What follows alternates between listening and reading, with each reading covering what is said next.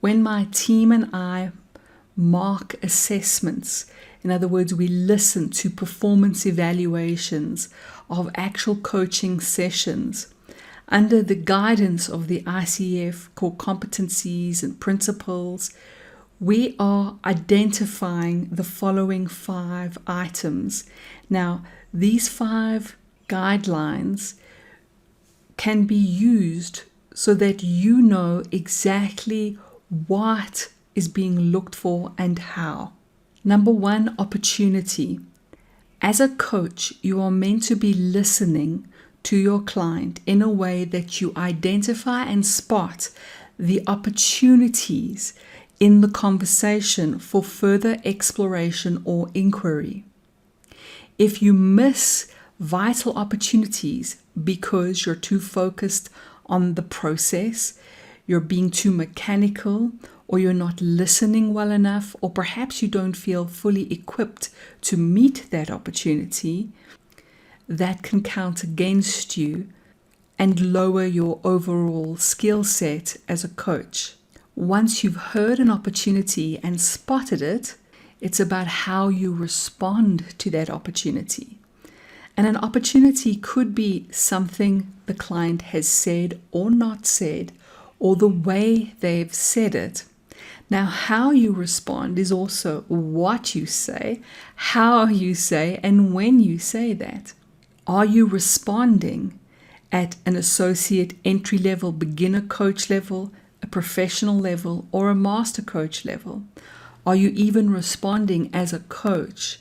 Or are you responding more as a consultant, a trainer, a counselor, or a mentor? Are you spotting the opportunities and are you responding at high levels of coaching skill? Number 3, are your responses fully customized to who your client is, their identity, their values, their beliefs, their ideas, to the coaching contract, which is jargon not to be used in coaching sessions, for the outcome or the agreed activity of a coaching session. For example, a contract could be that your client wants to make an action plan, change a mindset, overcome an inner obstacle, brainstorm solutions, have some kind of emotional state change, make a decision, etc. There are so many different kinds of contracts, outcomes. There are things that can be done in the time frame of a session. Now, that is very important because we should be customizing our coaching in alignment with the contract. This is why I often use the metaphor or the symbol of an archer hitting a target for contracting and achieving contracts. If your coaching is just a luxurious meander through the forests of questions and answers and hasn't got some kind of structured focus point that could still be valuable to your client, but we've got to find a balance between productivity, helping a client to actually achieve something in their coaching session, and the wonderful gift of just holding a space for someone to openly share. So we want to consider the context of why they're there for coaching, whether they were sent to you for coaching, whether they volunteered, whether you have some kind of theme behind the coaching you offer, the context, the niche. So the who, the contract, and the context are all kept in mind as you customize your coaching. Now, of course, to customize well, I feel you need flexibility in your skills, which rarely starts to happen at high PCC and MCC levels, which is high professional and master coaching levels.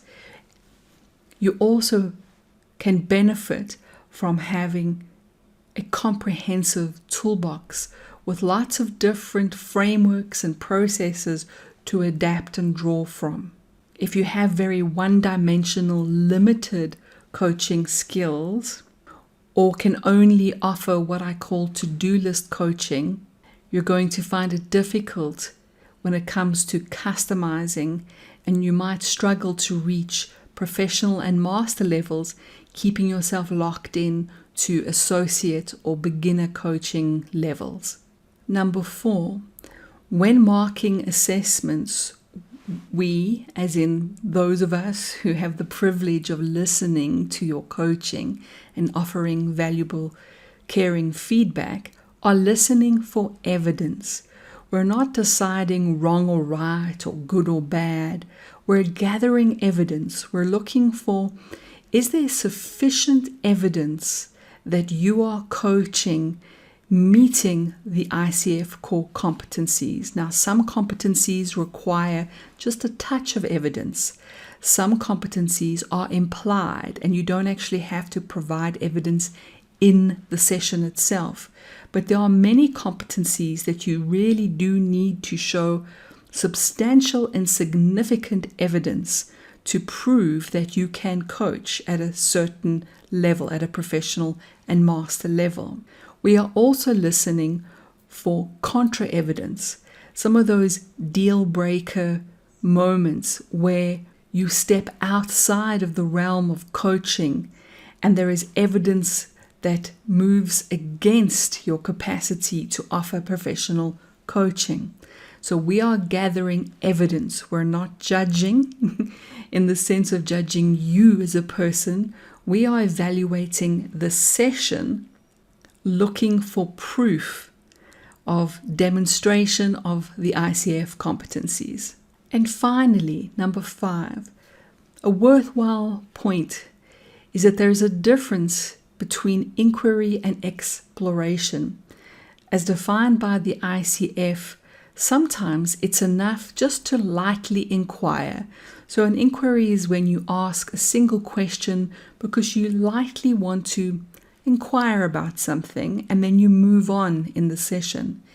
An exploration is what I like to call taking out a picnic basket, where the opportunity that you're responding to deserves more than a quick question. Now, this is particularly important when the opportunity is one that's going to evoke those aha epiphanies, those growth moments, when the client's shifting from I don't know to I now have clarity and I know, to those important transformations when our clients had an inner obstacle that suddenly is resolved or dissolved through their accessing of their inner wisdom, their strength, and they're finding their own best solutions. If you're sitting at a dinner table with a loved one and you share something important and they don't respond and they just say, please pass the salt, you feel it and you might shut down. Our clients are giving us opportunities all the time to respond and to respond well. They don't want us to offer them mechanical, scripted questions that weren't customized to them, to the context, and to the reason that they're sitting there having coaching in the first place. And those gems that show up in a coaching session that intuitively you sense this is something important, they deserve full exploration.